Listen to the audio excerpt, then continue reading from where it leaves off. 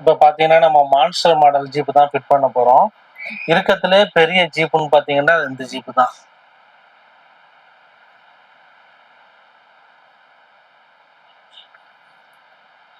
One by ஒன்னா நம்ம இது பார்ப்போம். இது பார்த்தீங்கன்னா, ஃப்ரண்ட் விண்ட்ஷீல்டு. இது ஃப்ரண்ட்டுக்கு உள்ள பம்பரு. இது வந்து வீல் 4 வீல் வந்துரும் உங்களுக்கு. இது ஸ்டேரிங்.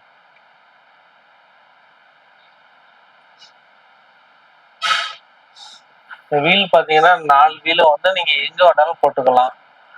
இதுக்கு தான் பொண்ணு.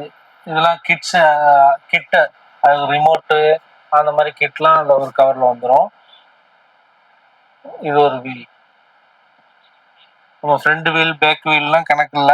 நம்ம எப்படி தேவைப்படுதோ அது மாதிரி வீல போட்டுக்கலாம்.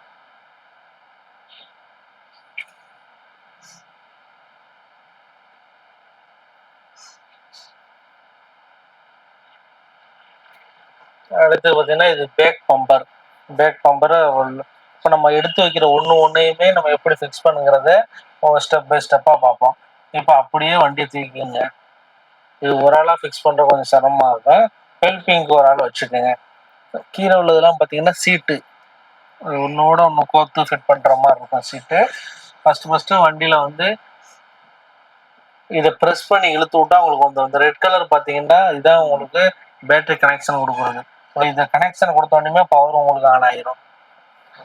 அதே மாதிரி ஒரு வாரம் யூஸ் பண்ணாம இருந்தா இந்த மாதிரி நாங்கள் ஃபர்ஸ்ட் எப்படி இருந்துச்சோ லைனை கழட்டி இருந்துச்சோ அது மாதிரி லைனை கழட்டி விடுவேன். ஏன்னு கேட்டீங்கன்னா உங்களுக்கு பேட்டரி வீக் ஆகாம இருக்கும். அதுக்காக தான். இது பேக்கப் டைம் பார்த்தீங்கன்னா 1/2 ஹவர்லேருந்து 3/4 மணி நேரம் கண்டினியூ ஓட்டிக்கும். இந்த ஃப்ரண்ட்ல ஒரு டோர் பார்த்தீங்கன்னா உங்களுக்கு லாக் டைப் தான். ஃப்ரண்ட் அப்படியே லாக் பண்ணிட்டு மேலே பட்டன் கை வச்சிருக்காங்கல்ல அதை ப்ரெஸ் பண்ணி ஒரு அமுக்குனா அப்படியே லாக் ஆகி உட்காந்துக்கும். ஃபர்ஸ்ட் ஃபிக்ஸ் பண்றதுக்கு முன்னாடி வண்டி வந்து அப்படியே உல்டாவா போட்டுக்கோங்க. இதுல பாத்தீங்கன்னா மோட்டர் வந்து தனியா எடுத்து ரப்பர் பேண்ட் போட்டிருக்கோம். அதை நீங்க என்ன பண்றீங்கன்னு கேட்டீங்கன்னா அந்த ரப்பர் பேண்ட் எல்லாம் கழட்டிட்டு கரெக்டா அந்த ராடு இருக்கு பாத்தீங்களா, இந்த ராடுக்குள்ள உட்கார்ற மாதிரி நம்ம செட் பண்ணிக்கிறணும். அந்த ராடை ஃபர்ஸ்ட் மோட்டரை வெளியே எடுத்துட்டு கரெக்டா அந்த வளையம் மாதிரி இருக்கு பாத்தீங்களா கம்பி, அது உள்ள வந்து சரி விடுற மாதிரி இருக்கும். அது மாதிரி 2 சைடுமே அதே மாதிரி பண்ணிக்க வேண்டியதான். மோட்டரை எடுத்துட்டு அதுக்கப்புறம் நீங்க கனெக்ஷன் கொடுக்குற மாதிரி இருக்கும். அப்படியே வச்சு நீங்க கனெக்ஷன் கொடுக்க முடியாது. மேல இந்த ஒயர் மாதிரி இருக்குங்க பாத்தீங்களா, ஃபர்ஸ்ட் அது எல்லாத்தையும் நீங்க கழட்டிடுங்க. அப்படியே வச்சு மோட்டர் உங்களுக்கு சொருடா வராது. அதனால 3 இதே கழட்டிடுங்க.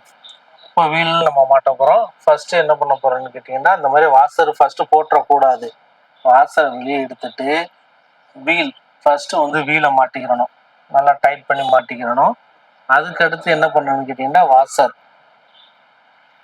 வாஷர் போட்டு அடுத்து வந்து இந்த அதோட த்ரெட்டு இருக்கும் பார்த்தீங்களா, அந்த லெவலுக்கு வரைக்கும் நீங்கள் வாஷரை போட்டுக்க வேண்டியதுதான். வாஷரை போட்டு நெட்டை வச்சு டைட் பண்ணணும். நீங்கள் வீல் மாட்டும் போது அந்த வீலு கப்புக்கும் மோட்டர் கப்பும் கரெக்டாக உட்கார மாதிரி நீங்கள் செட்டப் பண்ணணும். வாஷர் அதாவது த்ரெட்டு இருக்கிற வரைக்கும் ஒரு 3 வாசரம் 4 வாசரம் அந்த மாதிரி எக்ஸஸாக போட்டுக்கோங்க.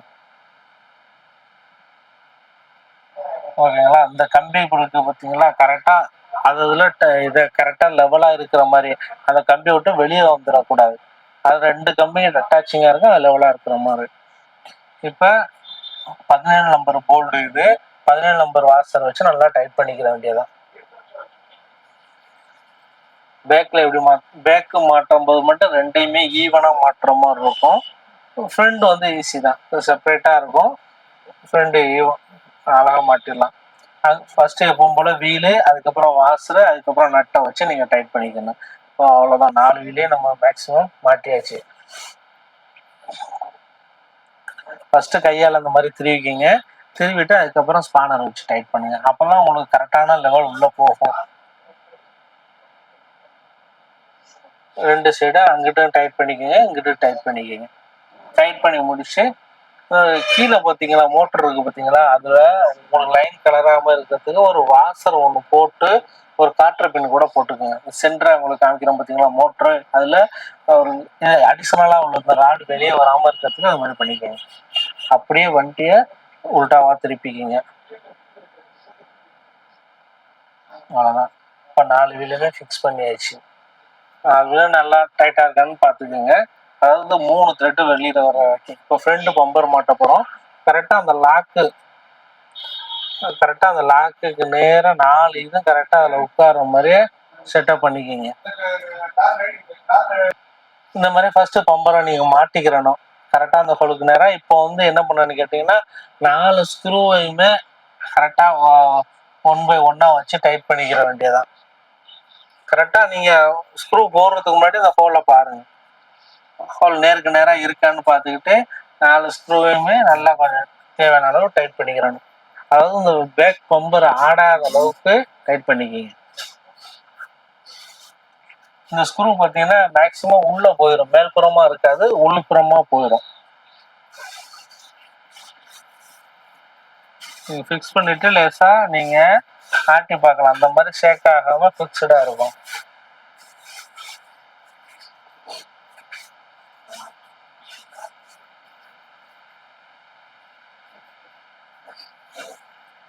இப்போ வந்து நம்ம 4 ஸ்க்ரூவுமே டைட் பண்ணியாச்சு. இங்கிட்டு 2 அங்கிட்டு 2 4 ஸ்க்ரூவுமே பக்காவா டைட் பண்ணியாச்சு. அதே மாதிரி நீங்களும் டைட் பண்ணிக்கிங்க. ஸ்டிக்கரிங் உங்களுக்கு தேவையான இதுக்கு உங்களுக்கு எது மேட்சிங்கா இருக்கோ அது மாதிரி ஒட்டிக்கலாம். ஸ்டிக்கரிங்லாம் பார்த்தீங்கன்னா நம்ம டிசைனுக்கு ஏற்ற மாதிரி ஒட்டிக்கிற வேண்டியது. அடிஷனல் தான் அது. நாங்கள் எப்படி போட்டிருக்கோமோ அது மாதிரி போட்டுக்கிட்டாலும் ஓகே தான் உங்களுக்கு. மாடல் உங்களுக்கு மாற ஸ்டிக்கரிங் அப்டேட்டும் அப்பப்போ மாறிக்கிட்டு வரும்.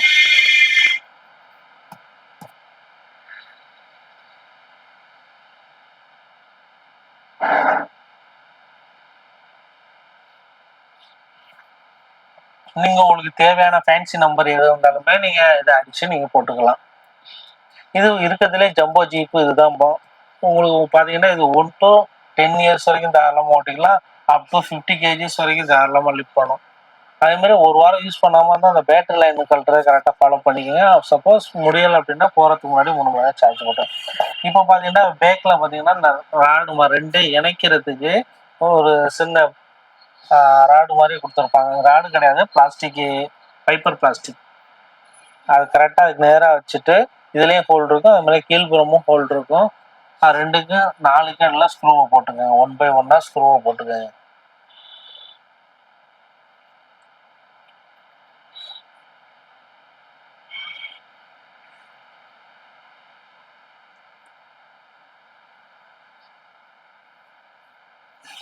அதே மாதிரி மெயினா என்னன்னு கேட்டீங்கன்னா இதுக்குள்ள எதுவும் எலி எதுவும் போகாத அளவுக்கு பார்த்துக்குங்க. தண்ணி எதுவும் ஊற்றிடாத அளவுக்கு பார்த்துக்கங்க. அந்த மாதிரி மணல்ல எதுவும் வச்சு ஓட்டாம இருக்க பார்த்துங்க. அப்படி ஓட்டினாலும் க்ளீன் பண்ணிக்கோங்க.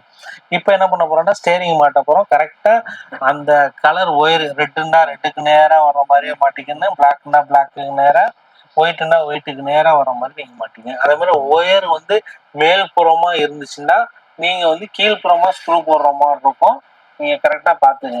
அதே மாதிரி மாட்டுறதுக்கு முன்னாடி எப்பவுமே வண்டி ஆன் பண்ணி செக் பண்ணி பார்த்துட்டு அதுக்கப்புறம் மாட்டுங்க. சப்போஸ் நீங்க எல்லாத்தையும் மாட்டிட்டு உங்களுக்கு மியூசிக் எதுவும் மாட்டலாம்னு ஒர்க் ஆகலைன்னா கொஞ்சம் சிரமமா இருக்கும்.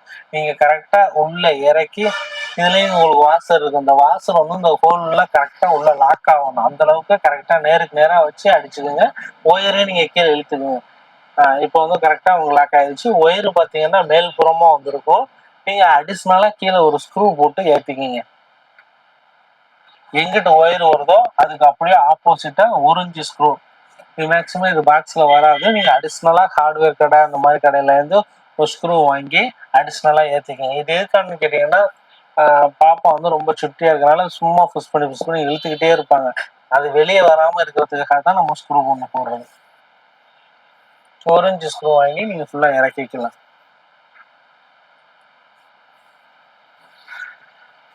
திரும்பவும் ஒயர் எங்கிட்ட வருதோ அப்படியே ஆப்போசிட்ல போகும். இது இப்போ அடுத்து என்ன பார்க்க போறோம்னா பேக் பம்பர் மாட்டுறதுக்கு பார்க்க போறோம். பேக் பம்பருக்கு அடிஷ்னலா அந்த 2 இது மட்டும் ஜஸ்ட் லாக் பண்ற மாதிரி இருக்கும். ஓகேங்களா? இதுக்கு ஒயர் கனெக்ஷன் எதுவும் இருக்காது. எடுத்து பேக்ல வச்சு மாட்டிக்கிற வேண்டியதான். மாட்டி அப்படியே பின்னாடி கொண்டு போய் அந்த ஒயரை வந்து கொஞ்சம் நல்லா உள்ள இழுத்து விட்டு கரெக்டா அந்த கனெக்ஷன் நம்ம கொடுத்துட்டு அதுக்கப்புறம் ஒயரை கீழே இழுத்து விட்டுக்கிட்டு நீங்க ஒரு லாங் ப்ரெஸ் பண்ணா லாக் ஆகிரும். லாக் பண்றதுக்கு முன்னாடி எந்த இதுவுமே லாக் பண்றதுக்கு முன்னாடி ஆன் பண்ணி பார்த்து லைட்டிங்லாம் ஒர்க் ஆகுதா அப்படின்னு கன்ஃபார்ம் பண்ணிட்டு அதுக்கப்புறம் லாக் பண்ணுங்க. ஏன்னு கேட்டீங்கன்னா லாக் பண்ணிட்டா திரும்ப எடுக்க முடியாது, கொஞ்சம் சிரமமா இருக்கும்.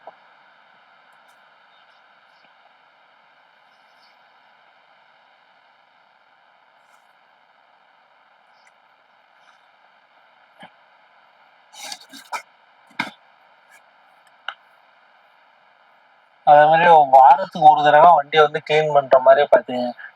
சிலவங்க வாங்கின புதுசுல மட்டும் கிளீன் பண்ணுவாங்க, அதுக்கப்புறம் கிளீனே பண்ண மாட்டாங்க, வண்டி ரொம்ப இதாயிரும். அதே மாதிரி வாரத்துக்கு ஒரு தடவை கிளீன் பண்ற மாதிரி பிளான் பண்ணிக்கங்க.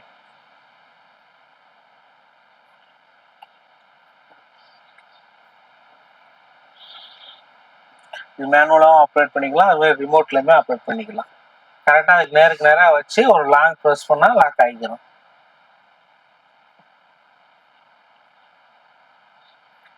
இப்போ நம்ம 80% கிட்ட ஃபிட் பண்ணிட்டோம். அடுத்து ஃப்ரண்ட் இது பேக் பம்பர் எப்படி மாட்டணுமோ அதே மாதிரியே ஃப்ரண்ட் பம்பரும் அந்த ஒயர் கனெக்ஷன் மட்டும் கரெக்டாக நேருக்கு நேராக பார்த்து ஒரு லாங் ப்ரெஸ் பண்ணால் உங்களுக்கு கிளிக்னு ஒரு சவுண்டு வரும், டிக் அப்படின்னு சவுண்டு. இப்போ பார்த்தீங்கன்னா நாங்கள் ஆன் பண்ணிட்டு செக் பண்ணி பார்ப்போம், செக் பண்ணிட்டு லைட்டிங் ஒர்க் ஆகுதான்னு கன்ஃபார்ம் பண்ணிட்டு அதுக்கப்புறம் லாக் பண்ணுவோம். ஏன்னா லாக் பண்ணிட்டு திரும்ப எடுக்க முடியாதுல்ல, அதனாலயே முன்னாடியே எந்த இதை ஃபிட் பண்ணுறதா இருந்தாலும் ஸ்டேரிங்கை மாற்றம் இருந்தாலும் சரி, பேக் பம்பர் ஃப்ரண்ட் பம்பராக இருந்தாலும் செக் பண்ணிட்டு அதுக்கப்புறம் லாக் பண்ணிக்கிற வேண்டியதான். இப்போ சீட்டு மாட்ட போகிறோம். ஃபர்ஸ்ட் டாப்பு பார்த்தீங்கன்னா சும்மா மேலே உள்ள ஹோல் மாதிரி இருக்கும், அந்த ஹோலில் உள்ள வச்சு ஒரு அமுக்கம் வைக்கிற வேண்டியதான். நீங்க ஸ்க்ரூ எதுவும் வராது. ரெண்டு சீட்டு வரும், 2 சீட்டு இந்த மாதிரி பண்ணிட்டு கீழ் டாப்பை வந்து இந்த கீழே அந்த சீட்டு வந்து உள்ள உட்கார அளவு ஹோல் வரும், அதில் மாட்டிங்கன்னா அதுக்கு முன்னாடி என்ன பண்ணுன்னா பெல்ட்டை உள்ள விட்டுட்டு இதை இந்த மாதிரி கரெக்டாக அதில் வச்சு உள்ள வச்சு தட்டிட்டு 2 சைடுமே ஸ்க்ரூ போடுற மாதிரி இருக்கும். அதாவது கீ சீட்டில் மட்டும் இங்கிட்டு 2 ஸ்க்ரூ போடணும், இங்கிட்டு 2 ஸ்க்ரூ போடணும், மொத்தம் 4 ஸ்க்ரூ போடுற மாதிரி இருக்கும். உங்களுக்கு பேட்டரி கனெக்ஷன் எல்லாமே ஃப்ரண்ட் சைடு வந்துடும். நீங்கள் ஸ்க்ரூ போடும்போது ஃபுல்லாக போட்டு டைட் பண்ணி ஏற்றாம ஒரு 80 to 90% வர்ற அளவுக்கு நார்மலாக நீங்கள் ஸ்க்ரூ போட்டு ஏற்றிக்கிங்க. 1 2 3 4 ஸ்க்ரூ நீங்கள் போடுற மாதிரி இருக்கும்.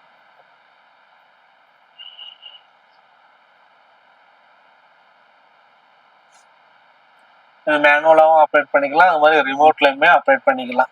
ஃபர்ஸ்ட் சார்ஜிங் போடும்போது இந்த மாதிரி கிரீன் கலர் லைட் எரியும். இதில் நீங்கள் இன்சர்ட் பண்ணும்போது நிறைய பேர் இதில் சொருவாங்க, அந்த இதில் எல்லாம் சொருவக்கூடாது.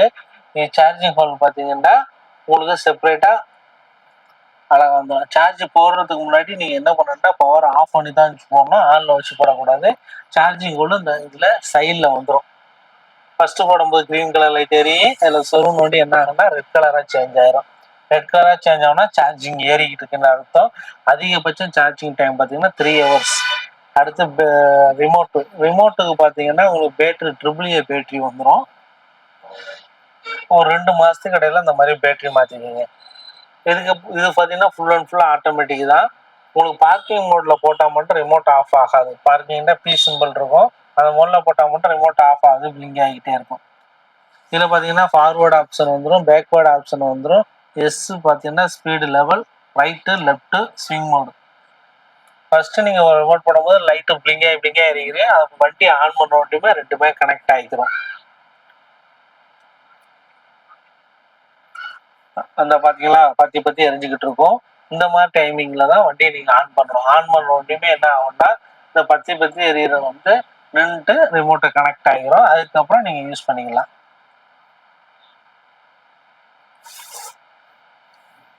Right left forward backward swing mode எல்லாமே உங்களுக்கு பக்காவாக வந்துடும். நம்ம இப்போ பார்த்தீங்கன்னா கிளியராக ஃபிட் பண்ணியாச்சு. நல்லா செக் பண்ணிக்கோங்க. தேங்க்ஸ் ஃபார் வாட்சிங்.